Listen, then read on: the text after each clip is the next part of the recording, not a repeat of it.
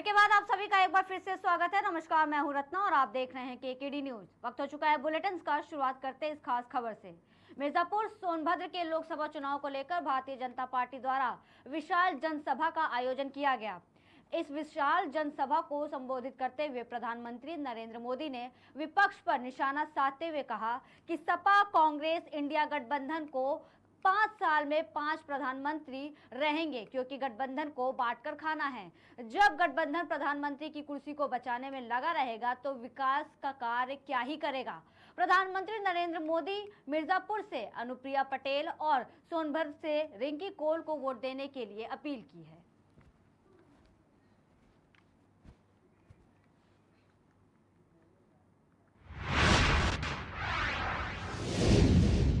रुक करते अगली खबर की ओर। बता दें कि लखनऊ के फिनिक्स प्लासियो में देर रात बवाल हुआ।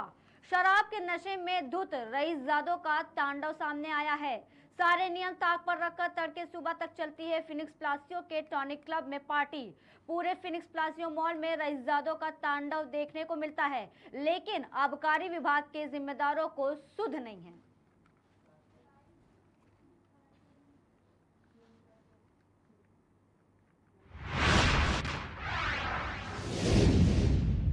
खबर बस्ती के डुमरियागंज से है, जहां मतदान के बाद कुछ देर भी नहीं हुई है कि मतदान देने को लेकर मारपीट की गई। भाजपा को वोट देने पर सपा कार्यकर्ताओं ने दलित व्यक्ति पर हमला किया। घटना रात के करीब 9 बजे के आसपास की बताई जा रही। पीड़ित ने बताया कि भोला यादव, भैरव यादव, जितेंद्र यादव ने जान से मारने की धमकी दी और जाति सूचक गाली देते हुए धारदार हथियार से कई बार सर पर वार किए। पीड़ित की पत्नी ने थाना पुरानी बस्ती में शिकायती पत्र देकर न्याय की गुहार लगाई। वहीं थाना अध्यक्ष महेश सिंह ने मामले को संज्ञान में लेकर मुकदमा दर्ज कर और 2 अभियुक्त को गिरफ्तार किया है। वहीं एक आरोपी फरार बताया जा रहा है।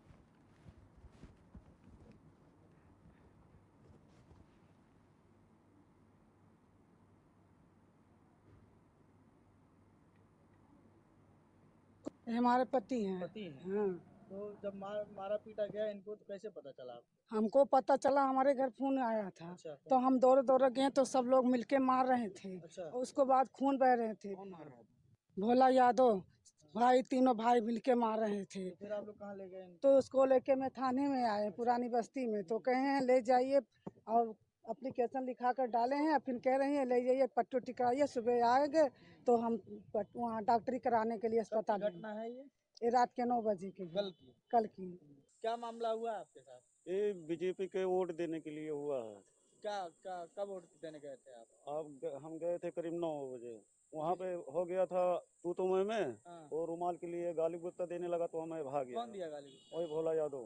भोला यादव। जी और हाँ। कितने लोग थे? वो 4 लोग थे। 4 लोग। हाँ। फिर क्या हुआ?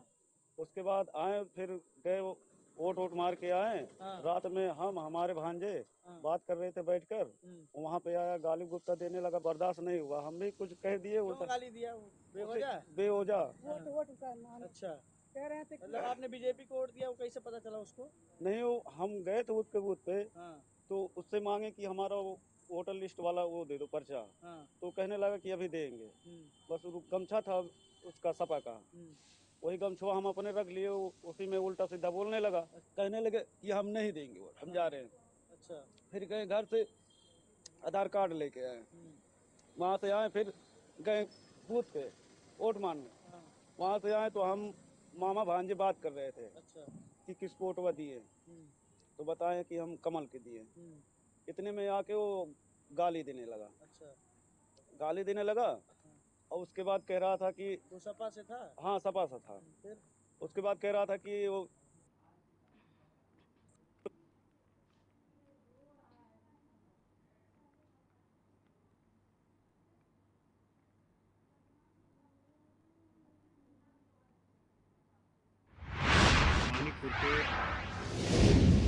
रुकते अगली खबर की ओर। बता दें कि चित्रकूट के मानिकपुर में गुटखा व्यापारी दिलीप केसरवानी और हंसराज केसरवानी के साथ कल्याणपुर जंगल में बदमाशों ने लूट की घटना को अंजाम दिया। बाइक सवार बदमाशों ने व्यापारियों से लगभग 3.25 लाख रुपए छीने और फरार हो गए। घटना की जानकारी मिलने पर मौके पर पहुंचे पुलिस अधीक्षक अरुण कुमार सिंह ने कई टीमों का गठन कर घटना का खुलासा करने के निर्देश दिए हैं।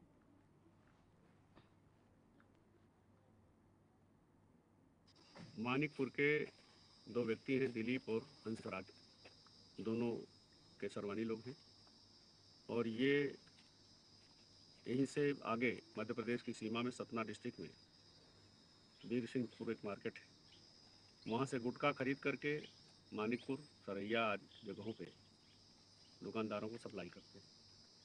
इनका ये रोज़ का धंधा है। आज भी ये अपने घर से निकले और जहाँ आप खड़े हैं ये कल्याणपुर के जंगल में, यहीं ये दोनों अपनी मोटरसाइकिलों से आ रहे थे। पीछे से दो बाइकों पर बदमाश आए। इनका ये कहना है कि जब ये थे तो पीछे थोड़ी दूर पहले जो आश्रम के लिए रास्ता जाता है वहाँ बाइक पहले से खड़ी भी थी। जब ये आगे बढ़े तो वो स्टार्ट हुई।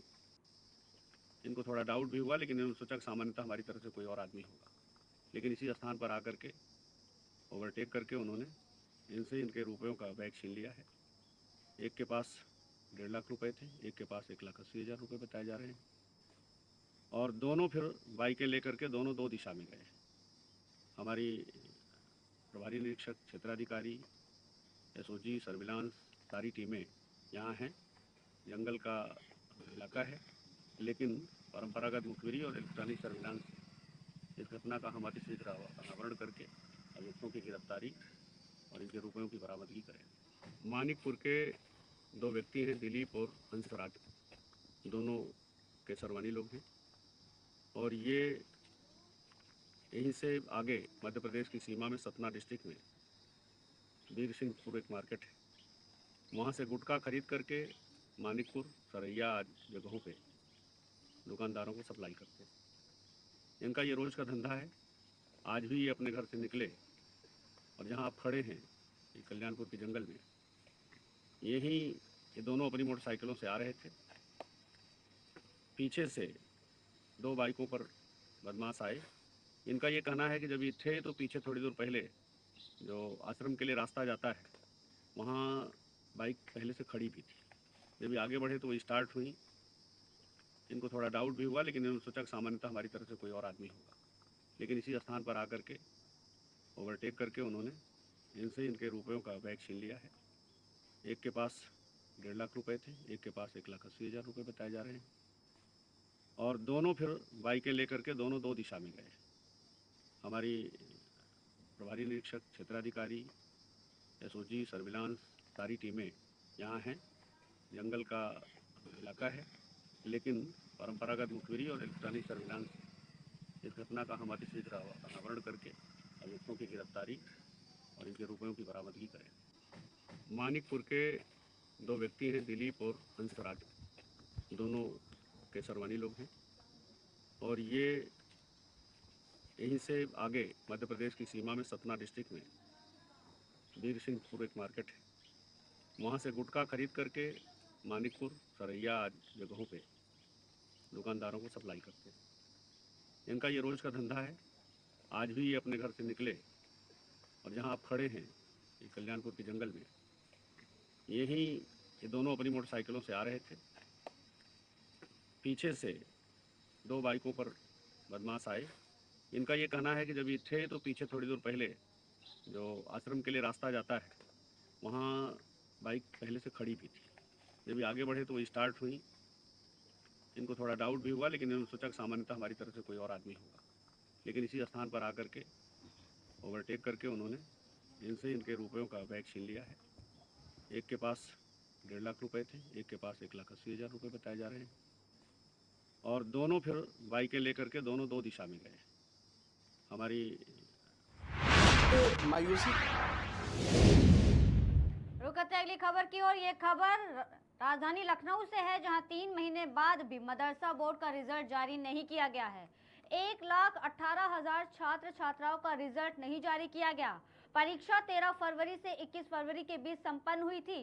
वहीं उत्तर प्रदेश मदरसा टीचर्स एसोसिएशन लखनऊ यूनिट के अध्यक्ष मौलाना जमील निमाजी ने इस पर नाराजगी जताई है। जहां एक और सभी बोर्ड्स ने रिजल्ट जारी कर दिया है, वहीं मदरसा बोर्ड्स के रिजल्ट जारी न करने से बच्चे मायूस हैं। बता दें कि लखनऊ विश्वविद्यालय समेत अन्य विश्वविद्यालय में प्रवेश की डेट भी खत्म हो गई है, जिससे छात्रों के सामने एक नया संकट आ गया है। बिना रिजल्ट के विश्वविद्यालय में छात्रों को कैसे मिलेगा प्रवेश, ये बड़ा सवाल है। उत्तर प्रदेश मदरसा बोर्ड की रजिस्ट्रार डॉक्टर प्रियंका स्वास्थ्य ने ये कहा है कि रिजल्ट से संबंधित कार्यों में तेजी बढ़ती जा रही है। 30 मई तक रिजल्ट जारी होने की बात कही गई है।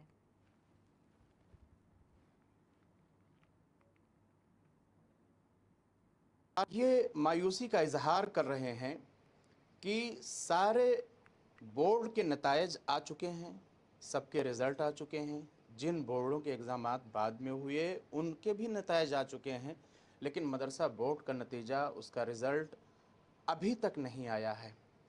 अफसोस ये है कि हुकूमत एक तरफ तो ये बात करती है कि हम मदारिस के तलबा को मॉडर्न एजुकेशन से जोड़ रहे हैं, मुख्य धारा से जोड़ रहे हैं।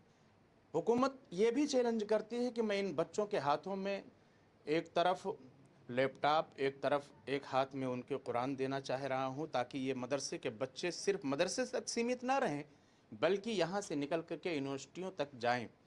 आप बताएं कि रिज़ल्ट 30 जून तक आने की उम्मीद अभी जताई जा रही है।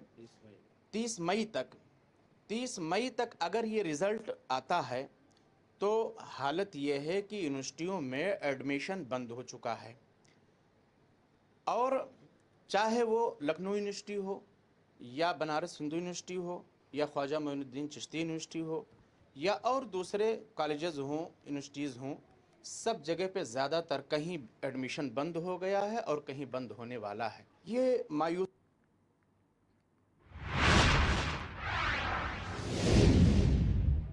बीते बुधवार को इटौंजा थाना क्षेत्र के उसराना चौराहे पर गल्ला व्यापारी से हुई लूट के बाद लखनऊ पुलिस को बड़ी सफलता मिली है। इस लूट की घटना के दौरान गल्ला व्यापारी ने विरोध किया तो बदमाशों ने कई राउंड फायर किए थे, लेकिन गल्ला व्यापारी बाल बाल बच गया। घटना में प्रयुक्त 315 बोर के 2 असलहे और पल्सर गाड़ी भी पुलिस ने बरामद की है।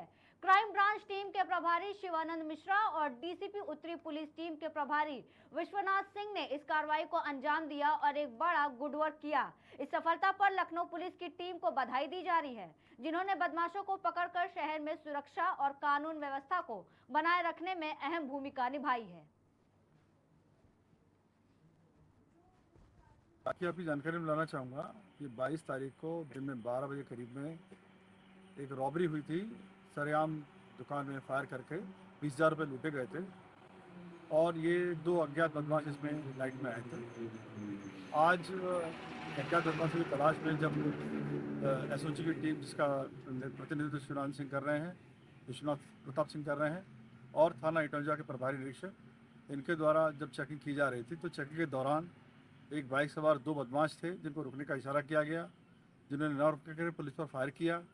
इसमें जवाबी फायर में एक बदमाश है अदीब, जिसके पैर में 2 गोली लगी हैं, दोनों पैरों में। ये बदमाश, इस पर 9 मुकदमे हैं और ये मुख्य बदमाश था जिसने फायर किया था और लूट करी थी। इसका एक साथी पकड़े गए हैं और इस बदमाश को, जिसको गोली लगी है, इसको हॉस्पिटल भेजा गया है। कि आपकी जानकारी